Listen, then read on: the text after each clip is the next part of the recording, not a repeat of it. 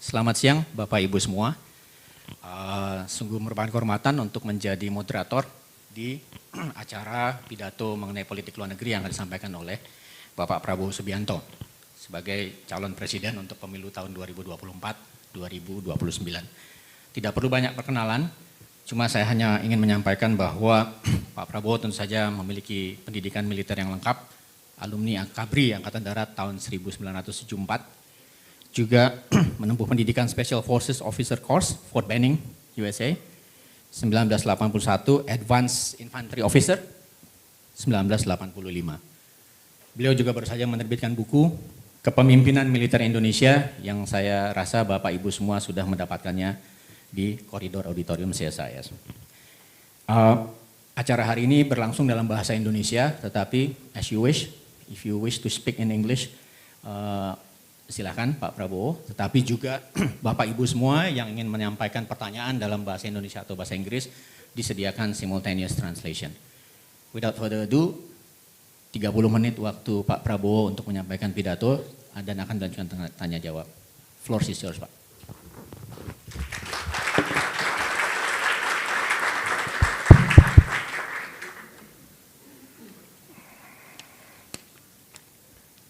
Bismillahirrahmanirrahim. Assalamualaikum warahmatullahi wabarakatuh. Selamat siang, saudara-saudara sekalian. Salam sejahtera untuk kita semua. Shalom, Om Swastiastu. Namo Buddhaya, salam kebajikan. Yang saya hormati, Bapak Harichan Silalahi, Ketua Pembina Yayasan CSIS, Bapak Yusuf Wanandi, Wakil Ketua Pembina Yayasan CSIS, Bapak Dr. Hasan Wirayuda,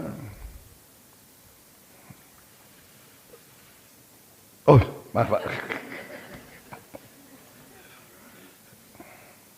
pangling saya Pak, anggota Pembina Yayasan CSIS, Bapak Profesor Jisman Simanjuntak, Ketua Pengurus Yayasan CSIS, Ibu Clara Yuwono, Wakil Ketua Pengurus Yayasan CSIS, Ibu Dr. Mari LK Pangestu, anggota Pembina Yayasan CSIS, Ibu Ria Murdani, anggota pengawas Yayasan CSIS, Bapak Dr. Rizal Sukma, Bapak Dr. Jose Rizal Damuri, Executive Director CSIS. Ibu Dr. Medelina Henditio, Wakil Direktur Eksekutif Bidang Operasional CSIS. Ibu Dr. Syafiah Muhibat, Wakil Direktur Eksekutif Bidang Studi CSIS. Bapak Dr. Philips Vermonte, Senior Fellow CSIS, yang hadir mendampingi saya hari ini, Letnan Jenderal TNI Purnawirawan Safri Samsudin, Ibu Metia Hafid, Ketua Komisi 1 DPR RI dan Wakil Ketua Tim Kampanye Nasional saya, Letnan Jenderal TNI Purnawirawan Hotman Mangaraja Panjaitan, mantan duta besar kita di Perancis, Laksamana Madya TNI Purnawirawan Didit Ashraf, mantan wakil kepala staf Angkatan Laut dan wakil gubernur Lemhanas, dan seluruh duta besar negara-negara sahabat yang hadir di sini. Karena begitu banyak perwakilan dari negara asing, ada 80, dalam rangka menghormati para tamu, as a courtesy, I would like to give my talk in English.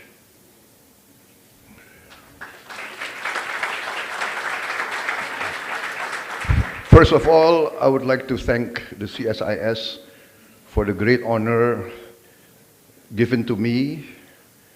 I'm being invited here at this very illustrious and very famous and very important institution.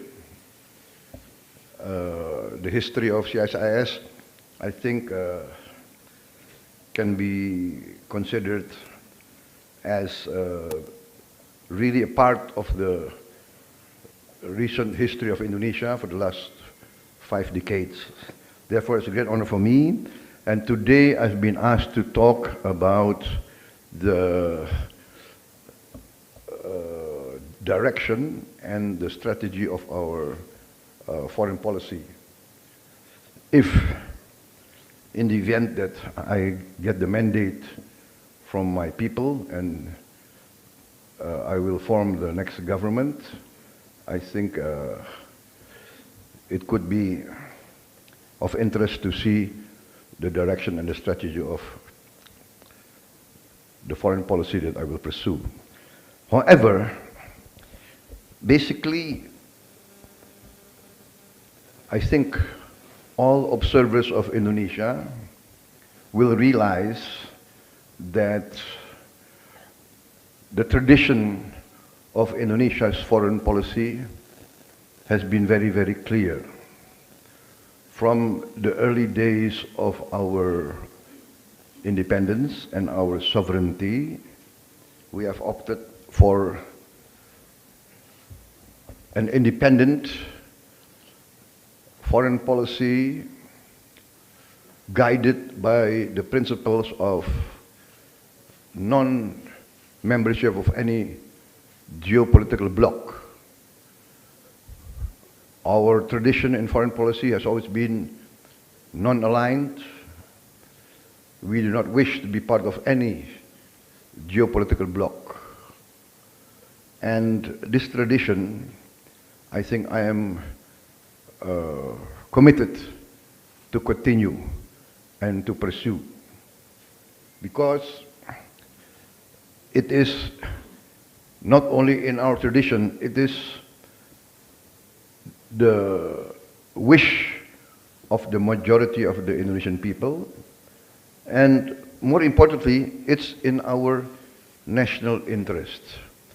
Indonesia, because of our history, because of our geographical position, we are basically in the middle of great civilizations.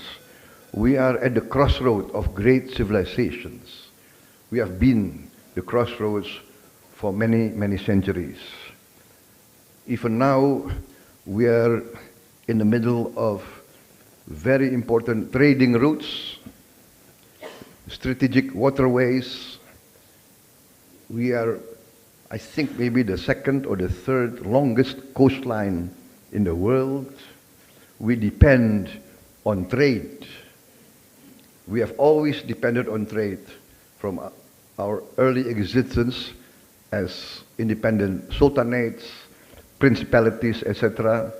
We live on trade. We are dependent on trade. So therefore, it has become our perceived interest to have this tradition, what I call the good neighbor policy.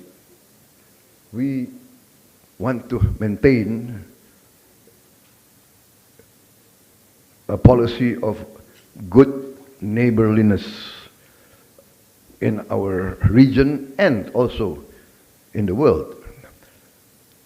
Number one, this is in our strategic interest, what I call, even our defense outlook will be based on this premise. A web of strong friendship.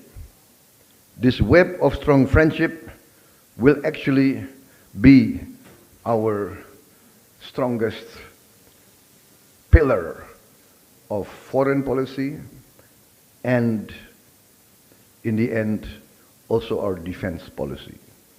Why? Because of the common denominator that every country in the world faces, especially in Southeast Asia. We need peace and stability for our economy to flourish And we need our economy to flourish, to bring prosperity to our people. That, in the final analysis, is the duty of any government. We must eradicate poverty. A regime, a government, a national leadership that cannot take care of its own people does not have any right to comment on the policies of other countries. We must take care of our own household first. We must take care of our people. For this, for our economy to flourish, we need peace and stability. We need good relations with all countries. We need this relationship web that will invite foreign investment, that will open markets for us, that will create jobs for our people, and in the final analysis, to eradicate poverty. Basically, that is my speech. Short and sweet, I think, right? I think this is the shortest speech I have made this year, you know? Because the tendency is for any politician, you know, once they get a microphone in front of them, they don't want to let go. But I realize so many distinguished ambassadors and so many distinguished leaders here, so I think I'll keep it short and to the point. This is our policy. This is our tradition. This is our conviction. We will not be part, as long, if I get the mandate, I will maintain this tradition. We will not join any bloc. We will not be part of any military alliance that is against our tradition. And in my conviction, it is against our national interest. We respect all the great powers in the world. The West has contributed great contributions to humanity. The East also.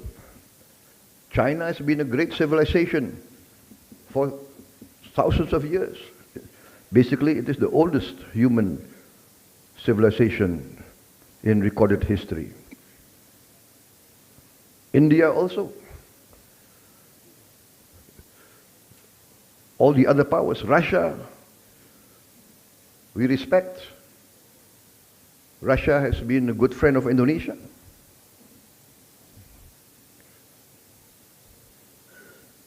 Africa, we suffered the same fate. We were under colonialism and imperialism for many, many years. We know what it means to live under oppression. Our parents, our grandparents imprisoned, our ancestors thrown away to many parts of the world. We know how demeaning it is to be considered second, third, fourth class.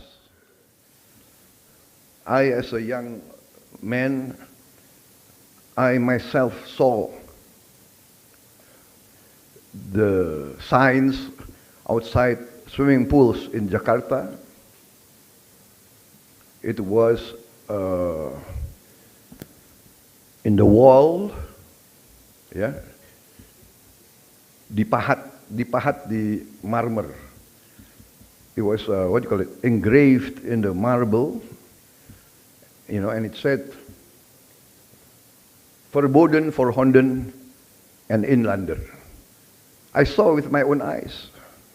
In 1978, there was still this. It was closed by a mosque. When I opened it, I saw this. So I would like to say that we identify with the peoples under occupation, striving for their independence everywhere. Because we felt it. I went to school in Singapore and Hong Kong when Singapore and Hong Kong were still British colony. There were certain parts that I, being a brown man, could not go in. So I experienced as a young boy. Therefore, we identify with the peoples that are striving for their independence today.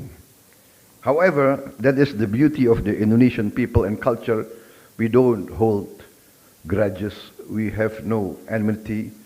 We are now friends with the Dutch. We are friends with everybody now. I think that is the uniqueness of, maybe could be said, the uniqueness of Indonesia, that Indonesians basically forget easily. So basically, that concludes my talk. Therefore, this should not be pidato, ya. Pidato itu panjang. Ini, let us say, a small talk. And better I conclude my remarks and I open myself for questions from the floor, if there are any. If there are no questions, all the better. But anyway, if you have a question, please give easy questions, not so difficult. Thank you very much. Terima kasih.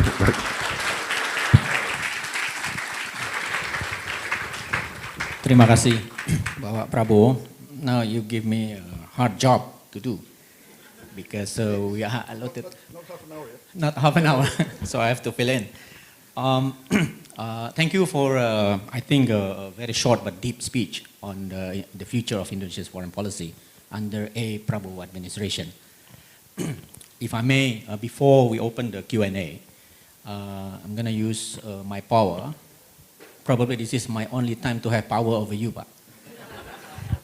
A question related to what you've been said. Being a non-aligned country, somehow we do need a clear policy towards big powers. What would be your initial thought on Indonesia's China policy or Indonesia's US policy, if I may request your insight on this? Well, as I explained, we respect the United States. Let us be very clear, the United States has helped Indonesia in the critical moments of Indonesian history. This we must acknowledge. In our war of independence, the United States basically sided with Indonesia. That is a part of history. The United States put strong pressure on the Dutch to negotiate and to hand over sovereignty. That is part of history. So no doubt about it that we cannot forget this debt of honor to the United States of America. In critical time, they sided with us. Also, I would like to say, Australia sided with us in our war of independence. This is a fact of history. In fact, when there was a United Nations mediation effort, and there was a committee of good officers, if I'm not mistaken, that was the committee of good officers. The Netherlands chose Belgium, right? That's a no-brainer, right? But Indonesia chose Australia, and the United States was chosen by the United Nations. That shows the depth of our relationship. And you know, we don't forget our friends in difficult times. However, we also recognize China's importance in Southeast Asia and also for Indonesia now. As I said, China is a great civilization. It has contributed a lot, and now it is very, very, very, very active and contributing a lot to our economy. Russia, we also cannot forget. Russia helped Indonesia also in difficult times. Yes, at that time it was called the Soviet Union, but if you see Jakarta now, if you see our capital city, many of the great public works built by, at that time, Soviet Union, by Russian and by, let us say, Eastern Bloc countries. So this is, if you ask me, we have to give due respect to these great powers. Yeah. We also have to respect and have the best of relations with India, with the Islamic countries, of course. We are majority Muslim, with Japan. So basically, Indonesia's my philosophy is 1,000 friends too few, one enemy too many. This is easier said than done. It is easy to say, but it's not easy to carry out. But this is, I'm convinced, even now, this is my philosophy in my my domestic politics, as you may have observed, right? I'm friends with everybody. Even if they don't want to be friends with me, I still want to be friends with them, right? Huh? I learned this the hard way, through a long process, you know. When you are young, sometimes you are a bit, you know, you are a bit unwise. As time goes on, and you, so I'm convinced this is, and actually, you know, I regret that I learned this teaching a bit late in my life. Had I learned it maybe in my 30s and 40s, maybe, I don't know, my biography would be a bit different. Yeah. But it's okay. Yeah, better late than never. You know. So, Pa Phillips, that is my philosophy, right? I mean, I'm sorry if somebody wants to get us here and get us there. I said no. We are friends with all, and maybe as friends, to many sides, we can be of assistance. We can be some sort of bridge. We can be some sort of, when we needed them, they helped us. Maybe now we should give a payback. We should help those who once helped us. So I think that is my position regarding relations with the great powers. Thank you, Pak Prabowo. I still have 15 minutes of your time, so I have one or two more questions before I open the floor. Something sounded like music to my ears when you were saying that basically foreign policy begins at home, that poverty alleviation should be very important, and then all domestic stabilities and so on. And we know that China has been praised by many reports that successive Chinese governments since 1970s have been able to lift more than 700 million people out of poverty. Would you emulate the way the Chinese governments are doing in terms of poverty alleviation? Is this a trick question? I want to make something very clear. Yeah? I do admire and acknowledge the success of the Chinese leaders in nearly eradicating poverty. I think we have to. Anybody with any fairness in the rationality, etc., must acknowledge that the Chinese leaders has achieved something very rare in human history, to lift 700 million people out of poverty in one generation, in 40 years. That is a real achievement. So in my opinion, each country, each civilization has its own culture, has its own way of doing things. If a government in one country succeeded in mitigating or even eradicating poverty, I think it behooves us to try to learn how they did it. But it does not mean that we can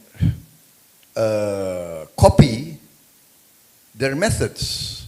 Maybe their methods is not in tune with our culture. So we have to adjust. At the same time, many of our people, especially the educated elite, for the last 50 years, maybe 60 years, we have been always looking to the West. I think it's normal. We were colonized by the West, so a lot of our experience, our thinking, we like to emulate the West, because the West, no doubt, has succeeded in many, many fields. Industrial Revolution, Reformation, the Renaissance, development of democracy. We must acknowledge the great strides of the West. But on the other hand, we cannot copy what works for the West. We cannot bring to Indonesia and try to, or bring anywhere in the world and try to carry it out, especially in the West. So there are nuances. So I think there must be a rebalancing. And now we have to learn from other countries, from the East, the Japanese experience, the Korean experience, the Chinese experience, the Indian experience. So this is my position, that we admire what the Chinese has done. Tremendous achievement. I mean, and I think many of the Chinese leaders are true to their principles and true to their conviction. They understand that they have to serve the people. So I think this is the message, that not that we can copy, we can emulate everything they have done. No, we have our way of doing things. They have their way of doing things. Yeah, we can emulate. Maybe their commitment against corruption, their focus on education, their strong discipline, their strong national pride. This we admire.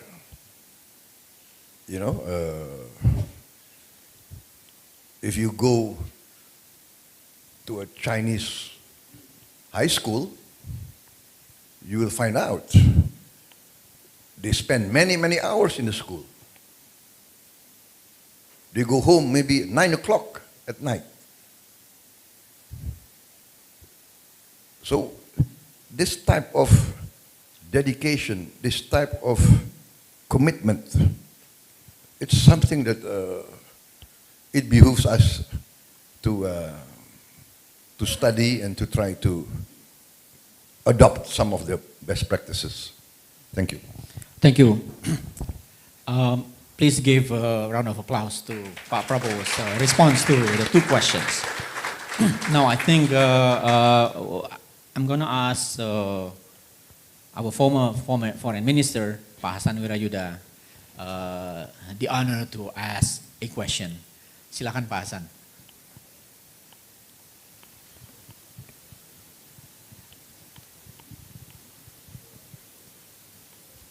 Terima kasih moderator Pak Vermonte, Pak Prabowo yang saya hormati. Pertama penghargaan dan terima kasih saya atas pidato tentang arah dan strategi politik luar negeri Indonesia. Tadi digarisbawahi bahwa prinsip number one adalah good neighbor policy. Pasti menurut tangkapan saya tidak hanya neighbors yang punya direct border dengan Indonesia. Karena yang dimaksud juga bisa jadi dalam artian kawasan. Kawasan terbatas adalah Southeast Asia, Asia Tenggara, tapi juga Asia Timur. Asia Timur itu dalam pengertian baru itu mencakup 16 negara. 10 negara ASEAN, China, Japan, and Korea, as well as India, Australia, and New Zealand. Dengan terjadinya pergeseran, with the geopolitical shift from transatlantic to East Asia now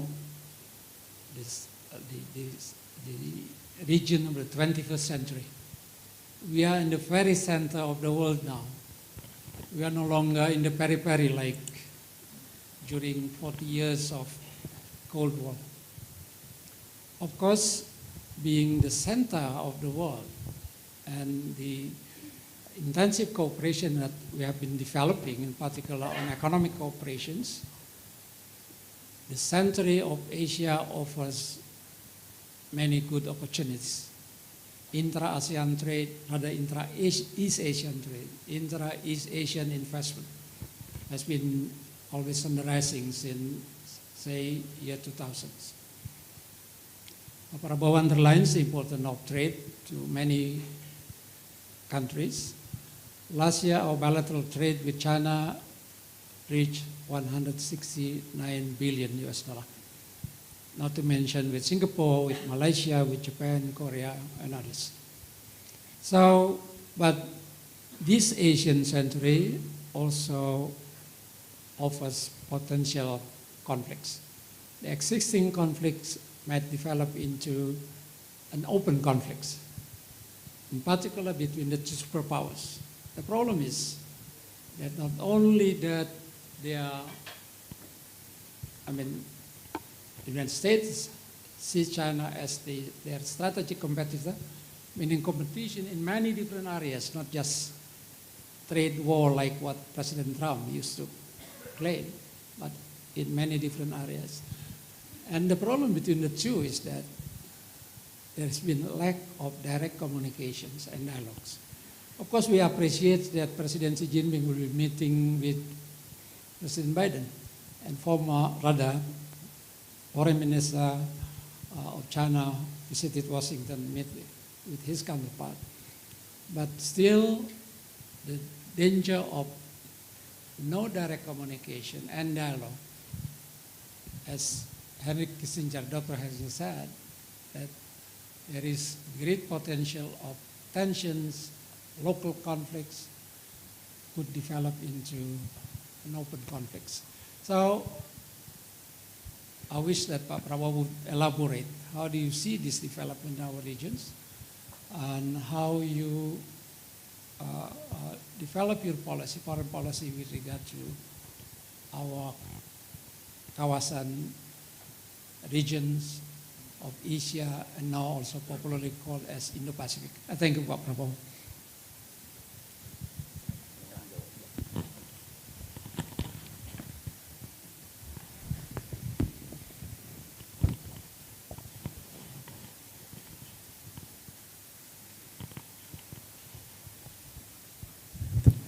Tadi Bapak berdiri, jadi saya juga berdiri untuk jawabnya.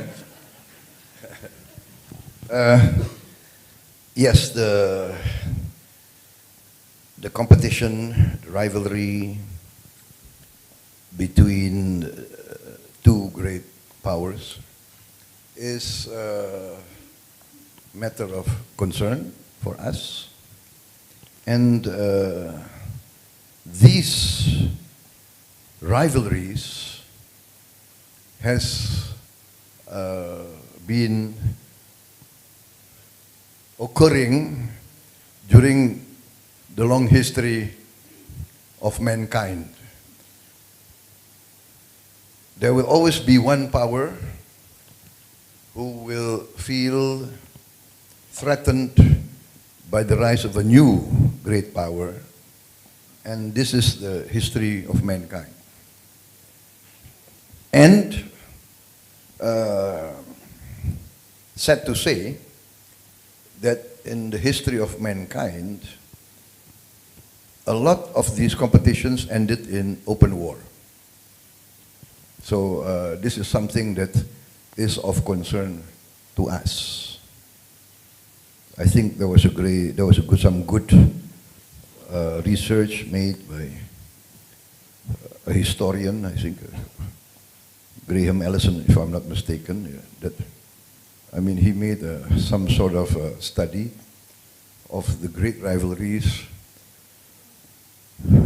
a strong power that has been, let us say, predominant, will always feel threatened by a new rising power. The situation now is a bit different. Our world is getting smaller. And any conflict can very fast, any open conflict between the great powers can very fast turn into nuclear war.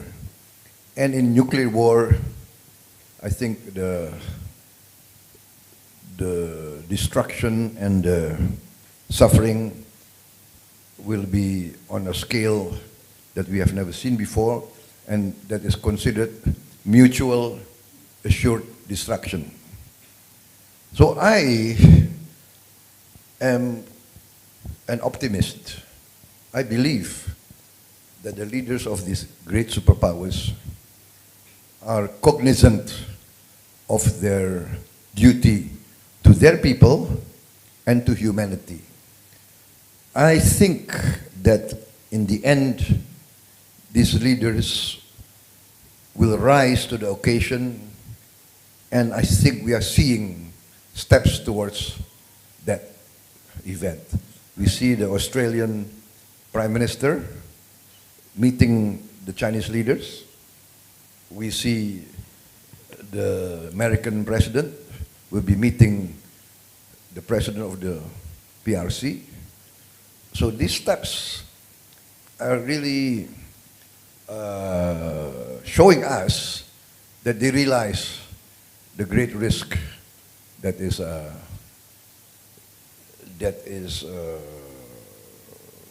can erupt if this competition is not calibrated.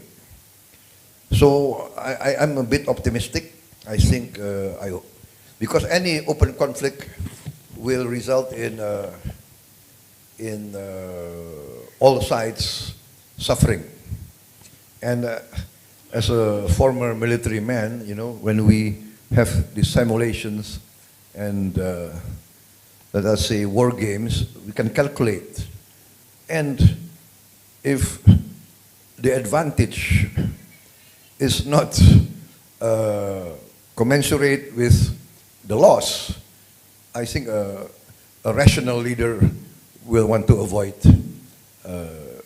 open warfare. And I think this is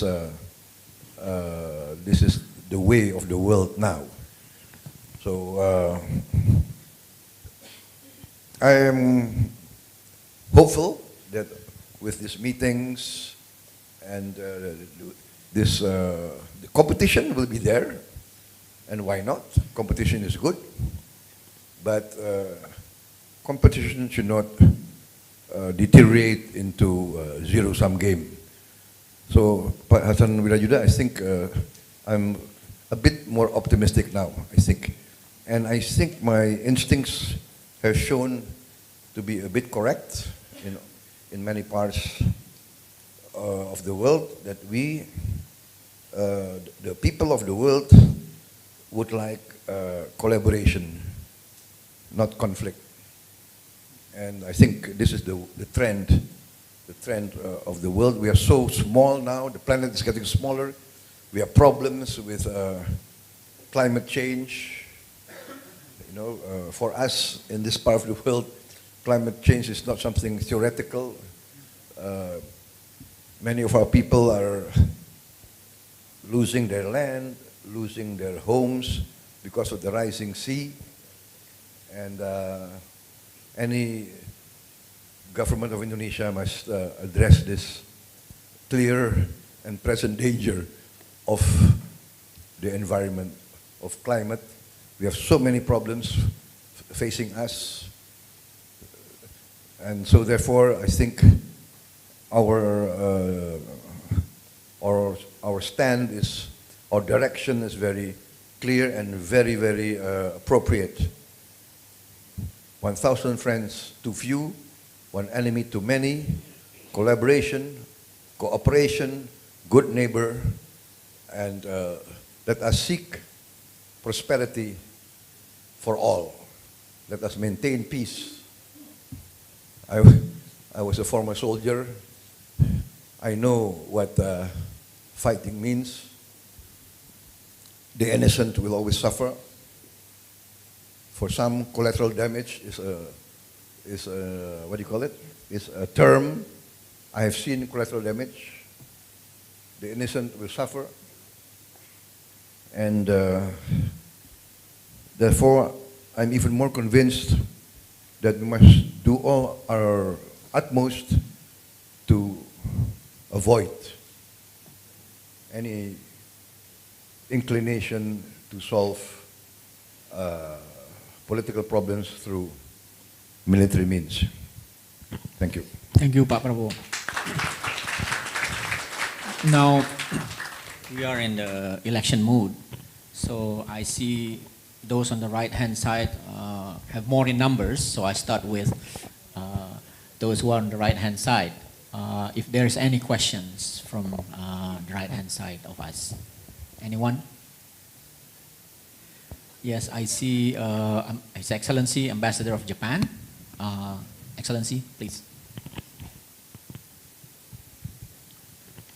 My name is Kanasugi Kenji, Ambassador of Japan. Thank you very much, Mr. Prabowo, for your very concise opening statement.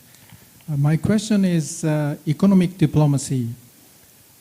People say that the global free trade is in danger, and free trade has supported global growth for half a century or more. Of course, strategic rivalries between the United States and China is one thing, but at the same time, on the Indonesian front, Indonesia's export restrictions on raw materials such as nickel has been a contentious issue in the WTO for quite some time. And also Indonesia's import restrictions and sometimes excessive local content requirement is getting a hindrance to trade and investment between Indonesia and its trading partners. So once elected, how are you going to resuscitate global free trade, and also how you address Indonesia's trade and investment policy? Thank you very much. Thank you, Ambassador. Please, Pak Prabowo.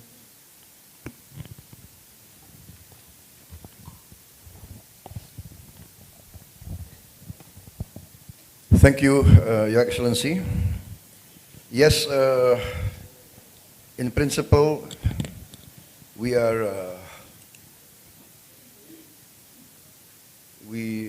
need to maintain free trade in principle.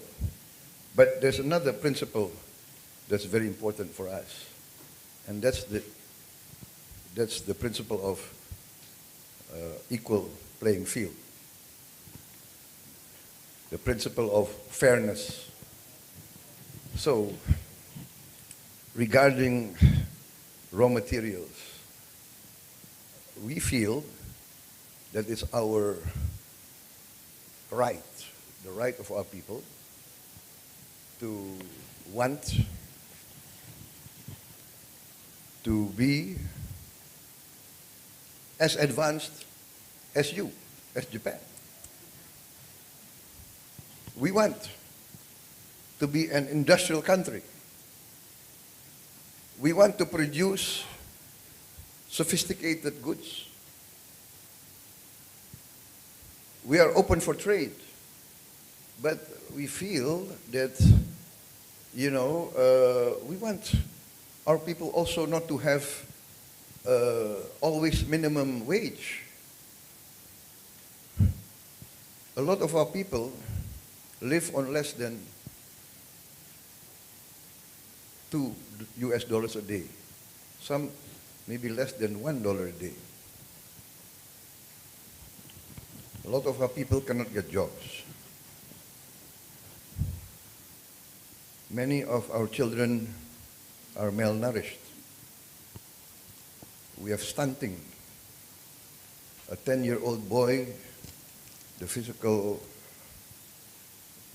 height, the physical size is that of a 4-year-old. This cannot be. So we have to be producing industrial goods. This is our right. And so we are forced to want to process our natural resources in Indonesia. And we welcome foreign investment. We welcome all countries, all companies, if they want to come, but we want the factories in Indonesia. Our boys and girls need jobs. What's the alternative? Your Excellency. So, yes, free trade, but we need a fair playing field. We need equal opportunity, and we need jobs, and we don't want to always be the majority of people or the bulk of our people live subsistence, live on less than $1 a day. That is not the purpose of Indonesia getting its independence. We don't want to be a nation of coolies. I repeat, we do not want to be a nation of coolies. Do you know there's 70-year-olds still riding the beca. Do you know that? The beca? The trishaw, 70 years old. This is not human rights. As president, I will do my best so that there will be no more 70-year-olds, 60-year-olds driving the beca. That is inhuman. And therefore we need to industrialize. We need factories. We need to create jobs of dignity. We don't want always to be subsistence peasants. That is my goal, and I respect all countries. We open ourselves for investment. But that is now the new requirement of the Indonesian people. Thank you. Thank you, Pak. Now I think we're going to collect 2 questions at all times, so then we can have more questions. Now we go to the middle first, and then I'll come back to the right-hand side. Ambassador Penny from Australia, and Excellency. Good afternoon, Pak Prabowo, and thank you for your, it's not a speech, but thank you for setting out your clear approach to Indonesia's foreign policy. I want to ask about Indonesia's leadership in the region. And where are the areas, the issues in our region where you consider that Indonesia should be exercised, the issues of foreign policy, where you think Indonesia should be exercising its leadership or exercising its agency? So you talked about free and active. What's the active part? Thank you, Ambassador Penny. Excellency.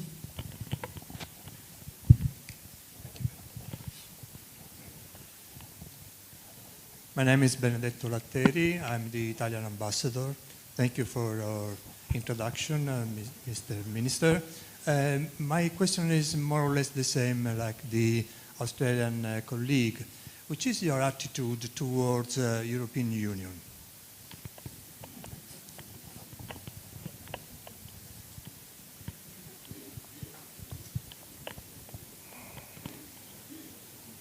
Thank you, Ambassador Penny. Thank you very much. Leadership. You know, I believe leadership is by example. So Indonesia, if we want to really be considered a leader in the region, we must show that we could get our act in order, that we can take care of our people.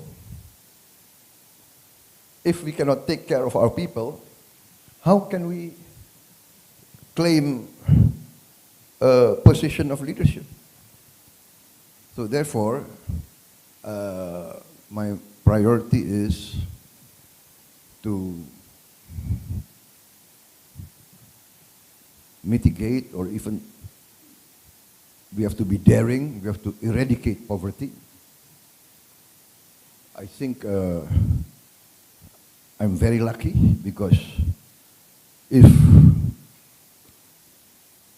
I were to receive the mandate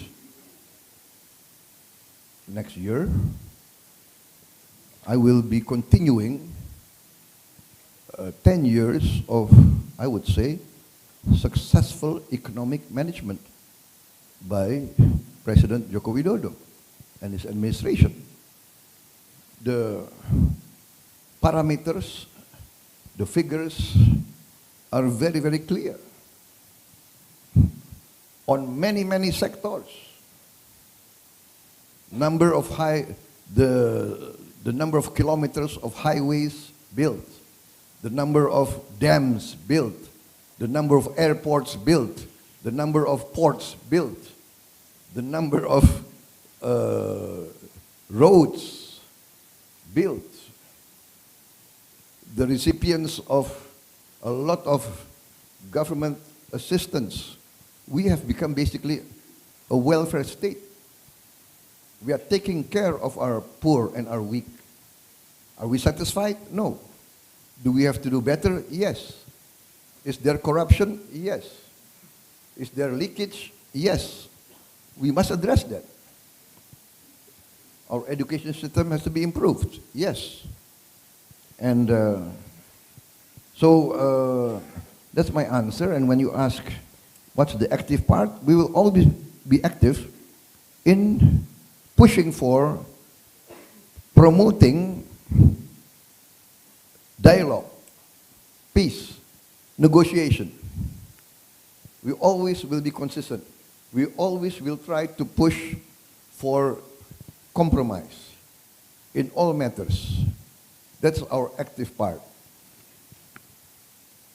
And I repeat again, my conviction, if we are successful in getting rid of poverty in Indonesia, we are successful in promoting an economic model that shows there can be progress, there can be growth, but there is social justice.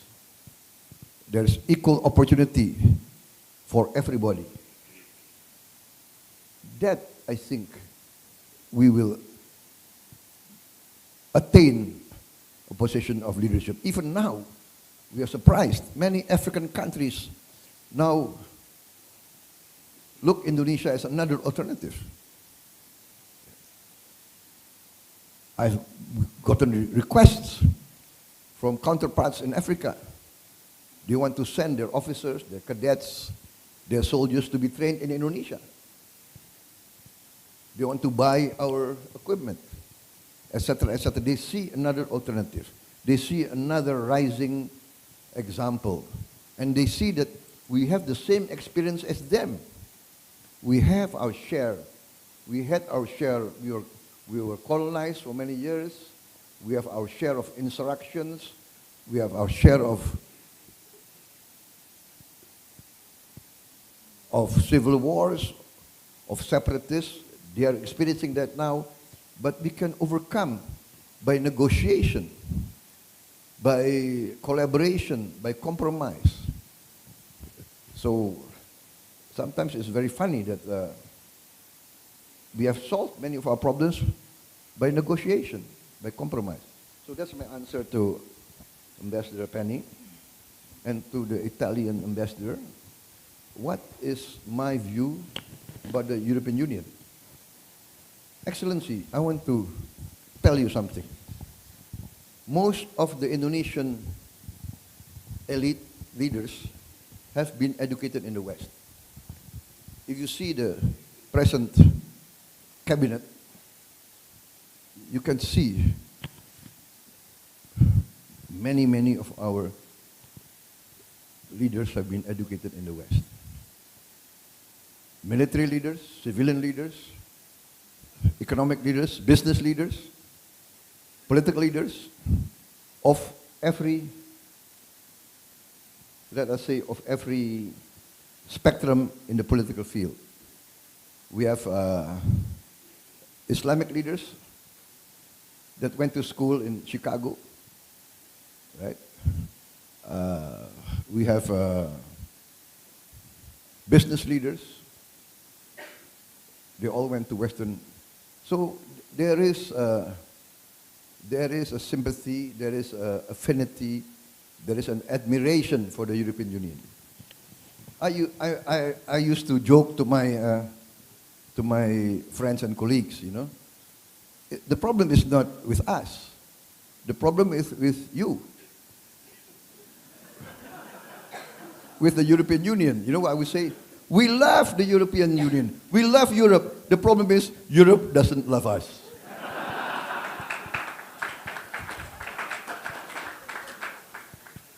You know?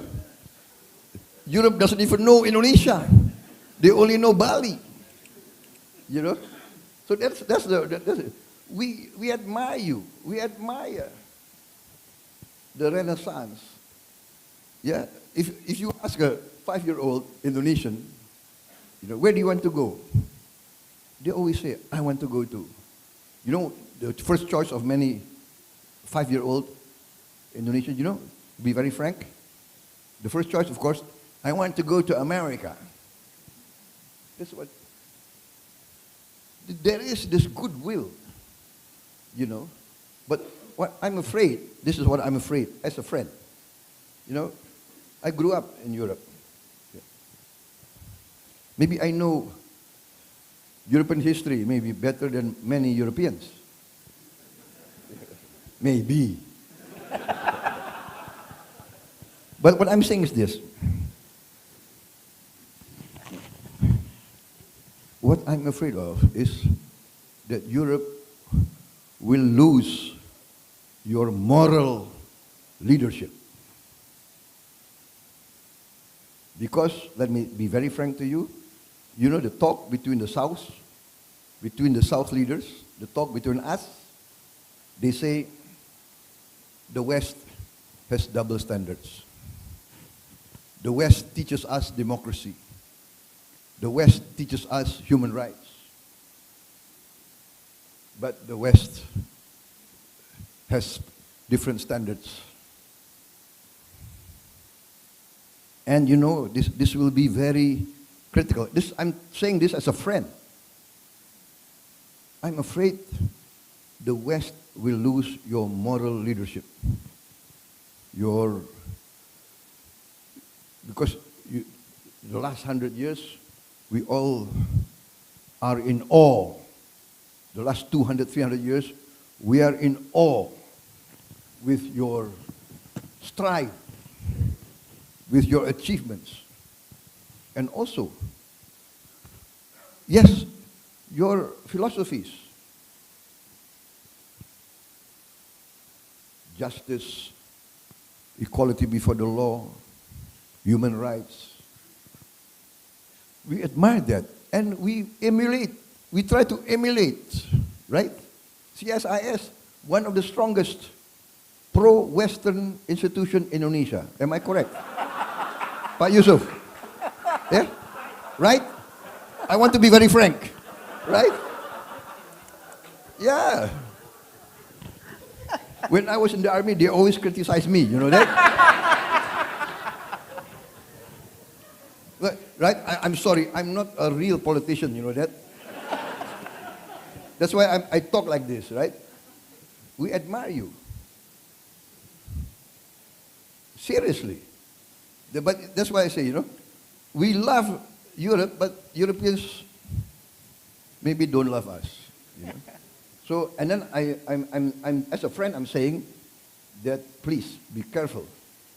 You will be still strong, you will be still wealthy, but as Hassan Wiraju said, there's a shift in the world. There's a shift in the world. There's a shift. Now, we don't really need Europe anymore. To be very frank. Right? We love Europe. But if Europe doesn't love us, if there's double standard, you know, now is the age of, what do you call it? TikTok, we see everything, CNN, everything. And, you know, people see what's happening. The West has one standard for this, another standard for that. I will not go into details, you know, because 1,000 friends to few, one enemy to many. Thank you, Pak Prabowo. Pak Prabowo has been very frank as a friend to European Union. And I think if CSIS criticize you, we criticize you as a friend, Pak. Okay. Okay, I go to the left. Too many hands up. I haven't heard from a female participant, so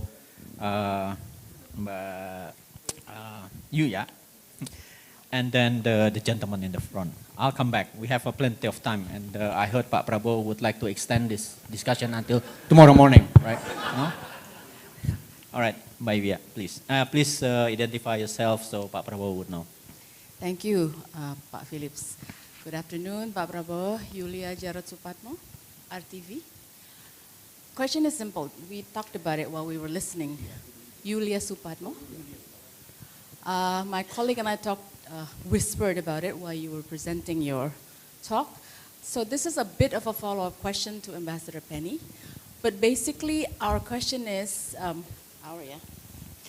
so for the past few months, the past year, Indonesian voters have heard that you will continue a lot of President Jokowi's policies.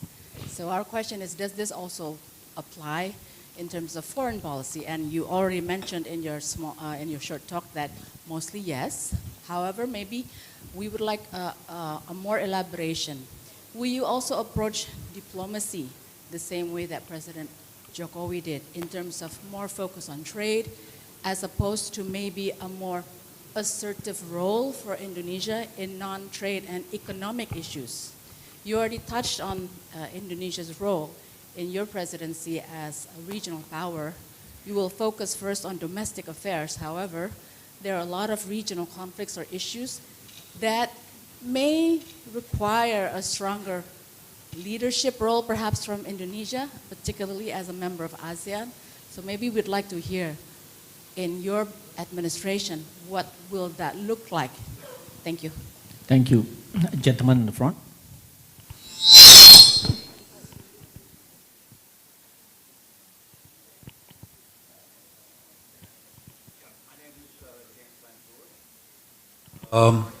Yeah, okay. I'd like to ask a question about how next year's U.S. presidential elections might impact the U.S.-Indonesian relationship.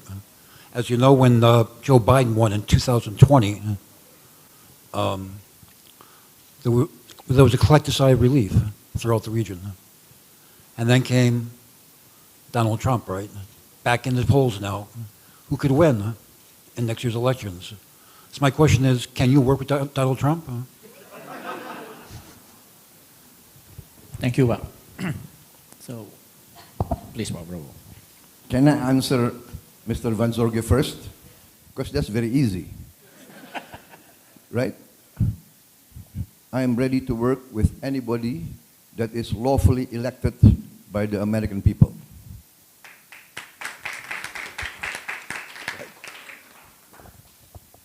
We have to respect the will of the people. Now I go to your question, Ibu Julia. Yeah? So, yes, I will continue the path of Pak Jokowi. I think he has been consistent. He has been very measured and very moderate in all his dealings. Of course, he has to defend Indonesia's national interest. But I think he maintains the best of relationship with China. He also maintains the best relationship with the US and Europe. Although we have problems sometimes with the European Union. Yeah? We are open. We open our market to you for your Mercedes, for your Volkswagen, for your Airbus, for all your products. But you won't allow us to sell palm oil. And now we have problems trying to sell coffee, tea, cocoa. You know, this is what I said about level playing field. And I think sometimes there's a bit of unfairness being... Indonesia, I think, we realize that sometimes we have been too nice. Too nice. Yeah. So it's not like we are being overly nationalistic. No. We want equal treatment. We want fairness, right? By the way, it was the Europeans who at one time forced us to plant tea, coffee, and chocolate. So if now, please pass on to your European people and European leaders that it was the Europeans who came to our islands and forced us to plant tea, coffee, rubber, cocoa. And now you're saying we are destroying our forest. You destroyed our forest before. I'm sorry. Yeah, Ibu Julia. So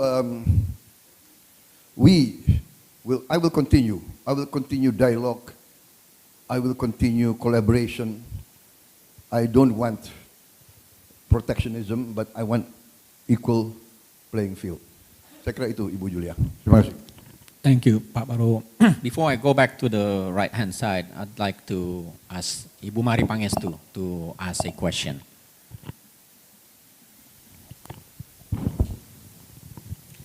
Thank you, terima kasih Pak Prabowo atas penjelasannya tadi.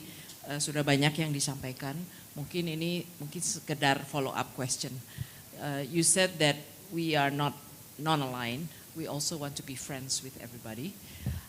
But unfortunately, we're also facing the reality of the US-China geoeconomics and geopolitical competition. So that's the reality. So how do we, what's our policy on navigating when these two elephants are fighting? Because we don't want to be trampled in the war between the two. And we are already being trampled. You mentioned about trade and investment. You know, it is affecting the trade and investment. It is affecting openness of markets. You mentioned that in your speech. And it is affecting the way we see things now, because now it's no longer just about politics, security, economics. It's the interrelationship between the nexus between politics, security, economics, and even technology. So how do you see Indonesia navigating this so that we can continue to develop, we can continue to grow? And you mentioned the bridge, so maybe a little bit follow up from Ibu Penny's question.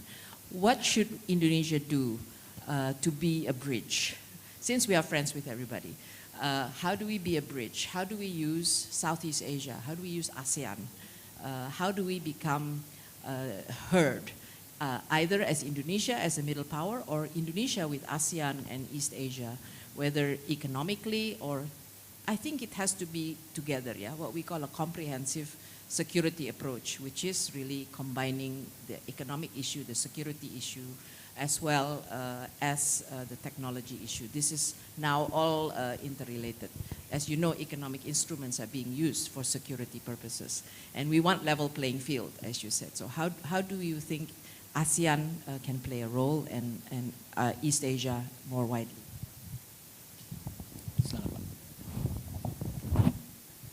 Terima kasih, Ibu Mari Panggastu.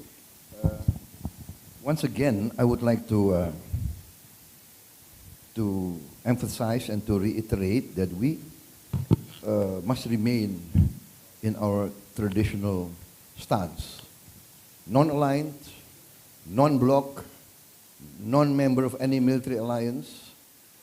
Basically, we must maintain neutrality.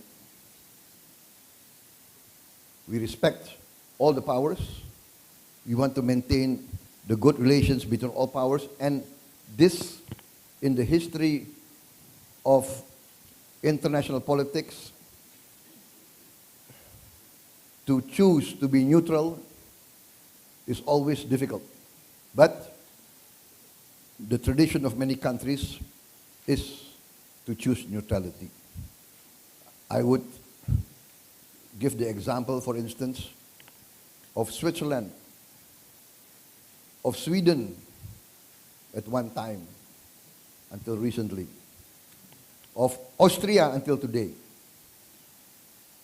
of Finland until a few months ago. But to see, at the height of the Cold War, Sweden, Finland, Austria, Switzerland did not join any of the blocs. And basically, there was peace. So, it is my conviction that Indonesia must maintain the best relations between all the great powers. And by having these relations, we can be some sort of honest broker, some sort of bridge, by the fact that we have no hidden agenda. We don't want to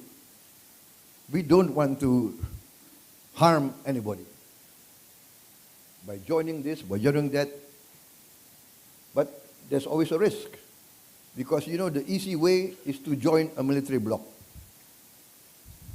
There's somebody to defend you.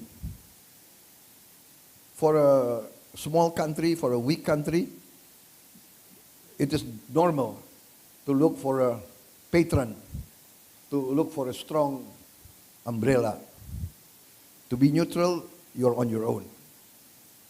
But the essence of neutrality is we cannot and we do not threaten anybody.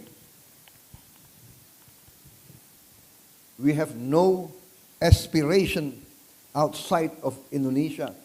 Our main concern is the welfare of 280 million people, 5 million boys and girls, 5 million mouths every year coming to Indonesia. 5 million. This is a tremendous challenge for us. We cannot afford to go into any in my opinion, policies that do not have the first priority is the welfare of our people.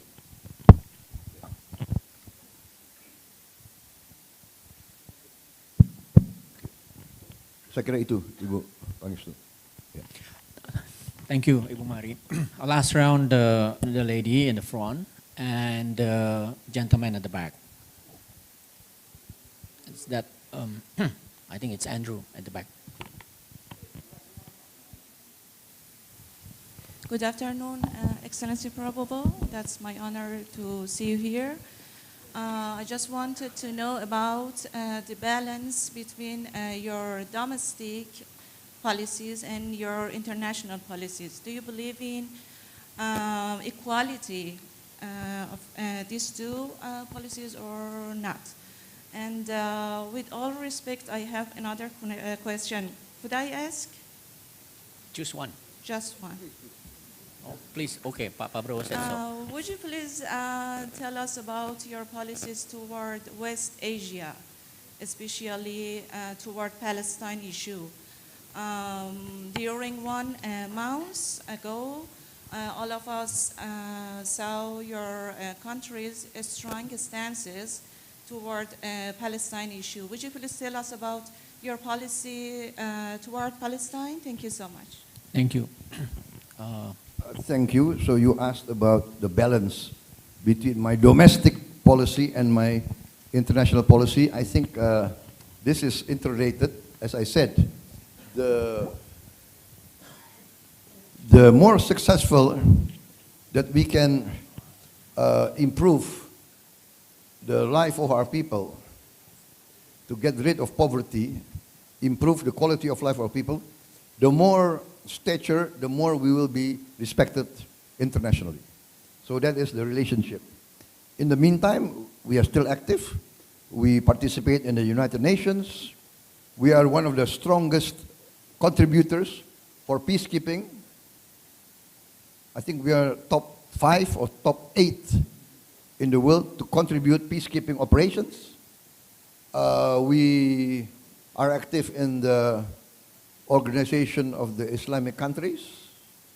We are also active in G20.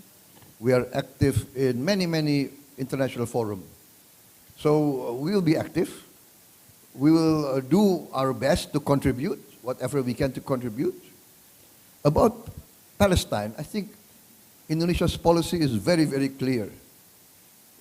From the earliest days, all Indonesian governments support the struggle of the Palestinian people to have their own state, to have their independence. That is, I will continue this policy because that is the policy that is demanded and that is required by our people. We, as I said, we have been colonized. We understand being colonized. So we will do our best to support the Palestinian people. I've offered to send a hospital ship. I've also offered to receive victims of the fighting, the bombings in Gaza. We will have contacts with all the governments involved. And if the governments involved allow, I talked to my president. He has agreed that we can receive as many victims as needed to come to Indonesia in our hospitals. We have 110 military hospitals. All these hospitals will be open and at the disposal of the victims of the fighting in Gaza. So our policy has not changed and will not change. We support an independent Palestine based on United Nations resolutions, and I think that's the only way for a real solution to the problems of Palestine. Thank you. Thank you, Pak Prabowo. Last one, if I may. Last one from the, yes. Please be concise. Thank you, Pak Philips. Thank you, Pak Prabowo. My name is Andrew, researcher from CSIS, Department of International Relations. I really respect your policy on international friendship, and probably this is a question as a researcher. Sometimes you just want to go down into the assumptions, and I also am convinced by your assumptions that there would be some mutual assured destruction, which prompt many leaders to think rational. In that particular assumptions, how do you think and how do you view the biggest two example of open conflict now in the world, which is Gaza and Ukraine, and how does the way you view Gaza and Ukraine will translate into a lesson learned for our own regional flashpoints, which is South China Sea, which is already in your vision and mission document, and also another potential open conflict, which is Taiwan Strait, cross relations between China and Taiwan, and also the continuing nuclear development by North Korea. Thank you. Yes, I mentioned several times, I think, that you mentioned the conflict in Ukraine and Gaza. As you know, Indonesia has tried to do our part, contributing to efforts to achieve some sort of peace in Ukraine. Our president went to Kiev, and our president also went to Moscow. I also in the Shangri-La dialogue, I think was last year, I also put forward proposals for a ceasefire, negotiated settlement, United Nations involvement. So that is our contribution. In the Gaza problem, you see our president attended the summit in Riyadh, and our position is very clear. We, as I said, we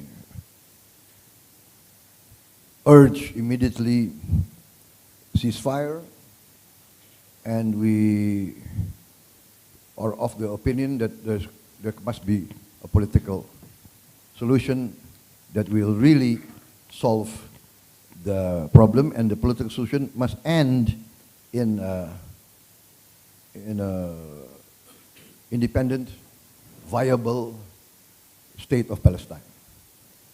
And lessons learned, I think that everybody knows, especially the leaders of these great superpowers, as I said, will know the risk of massive losses on all sides if there is open conflict. And I personally believe that rationality and self-interest will prevail. I think that is, again, my position. Indonesia, I'm convinced, is in the correct stance. I will continue the path not only of Pak Jokowi, but of all the presidents before, that we will maintain our independent foreign policy. We will not be part of any military bloc. We will not be part of any geopolitical bloc. We need to have the best relations with all partners, all countries, especially our neighbors.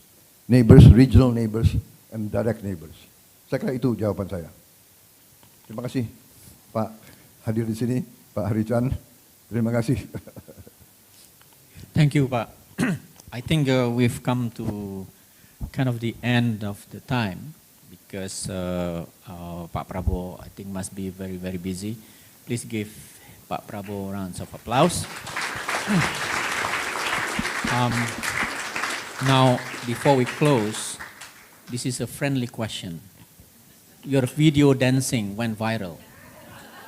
In your free time, what type of music do you listen to? Basically, you know, I like all type of music. I like all type of music. All right. Yeah. All right, thank you. Please give Pak Prabowo again one round of applause.